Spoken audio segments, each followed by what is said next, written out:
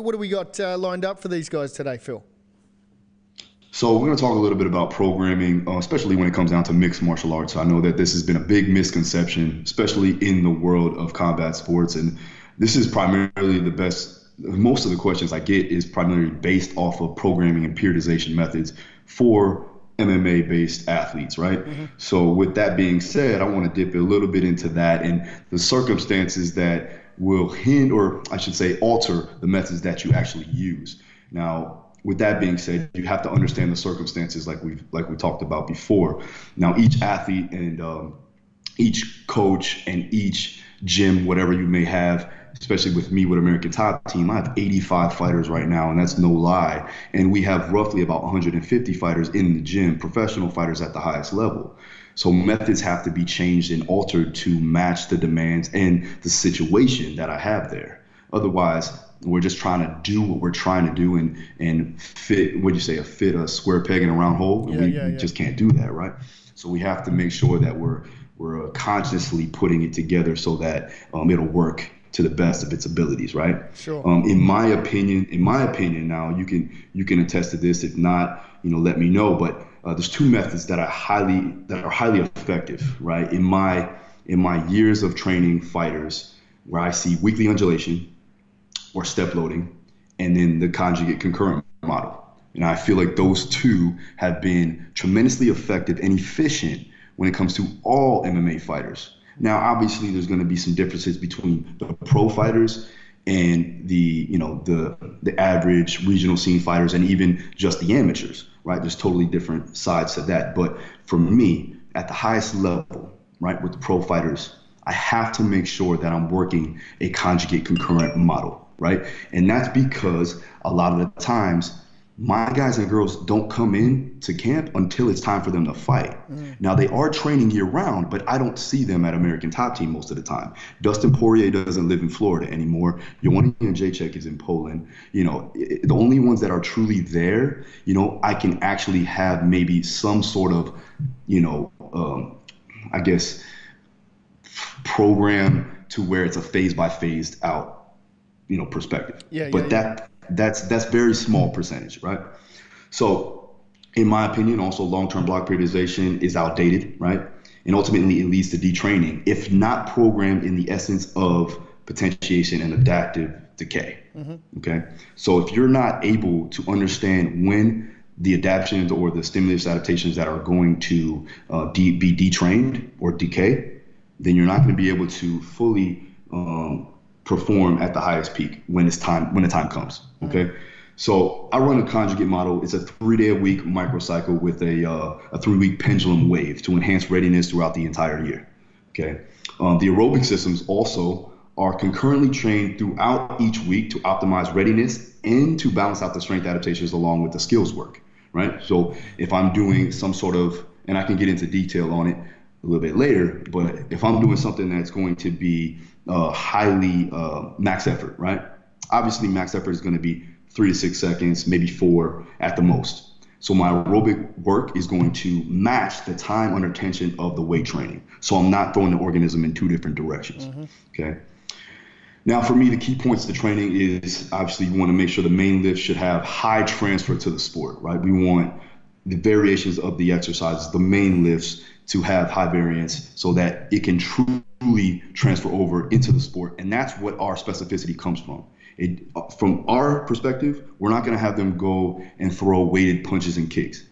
The way we actually have true specificity in the sport is having the exercises and the lifts that are going to transfer over into the sport of play.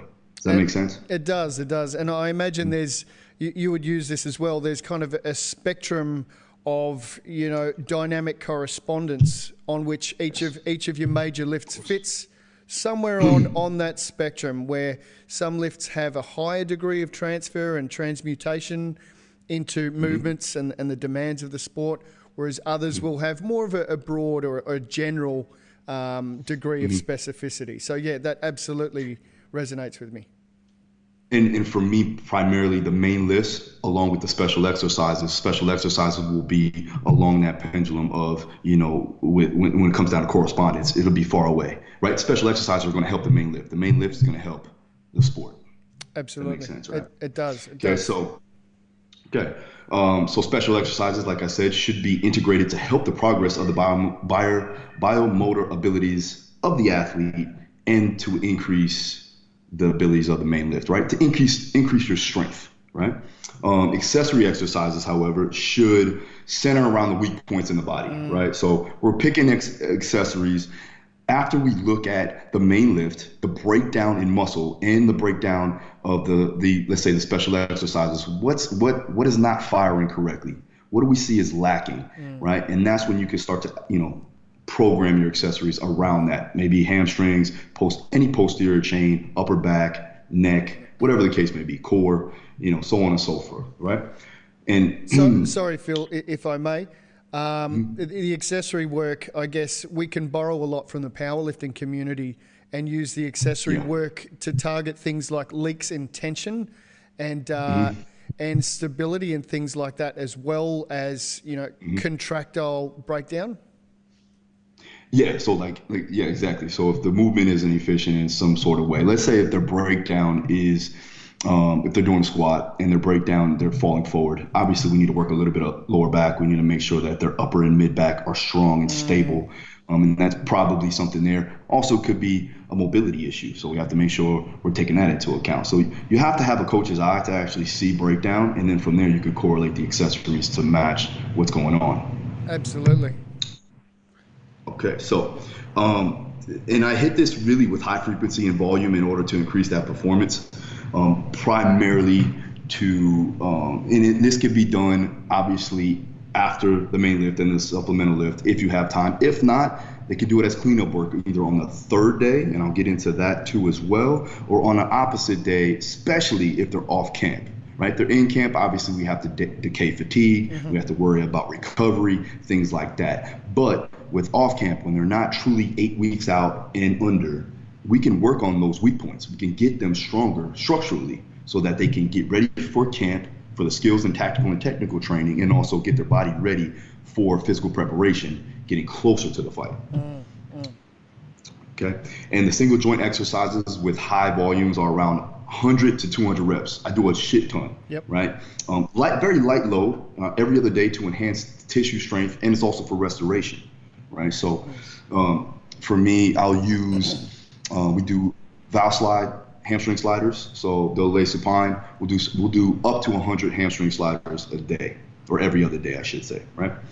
You can either do that, or I take 5 to 10 pound ankle weights, laying prone, and they're just doing lying, hamstring curls with those. You can also use a band, light mini band, something like that, give them slight tension and work on that. Now that's just for hamstrings, right? It can also be done for neck work. It can be done for your grip strength and isometric tension. We do a lot of face pulls, a lot of good mornings, a lot of back extensions, GHR, things like that. Then we could talk more about GPP work. And basically what GPP is, general physical preparedness. That's what we truly are working on outside of camp, right? We're trying to get the body ready for the demands put upon it inside of, the fight camp, right?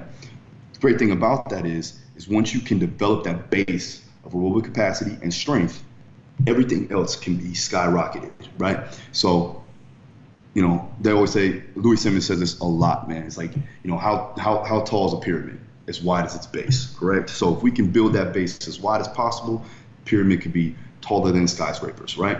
So that being said, we want to focus on things like sled drags and pulls, fast switch capacity training, which I'll get into that too as well, fast switch hypertrophy training. I also utilize escalating density training, aerobic circuits, and lactate retention method that I kind of took right there from triphasic training, Cal Deeds' book, where basically after a set, let's say back squat, or in my case it would be a Zercher squat, they will sit in a squatted position, retaining that lactate